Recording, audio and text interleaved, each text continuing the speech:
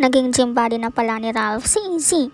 Nang lumabas, unang kabago-bago lang lumabas nila sa bahay ni Big Brother. Napansin ng netizens ang pananaba ni Izzy. Naging mahirap sa kanyang mag-diet sa loob ng bahay ni Kuya dahil wala silang ibang gagawin, hindi makalabas.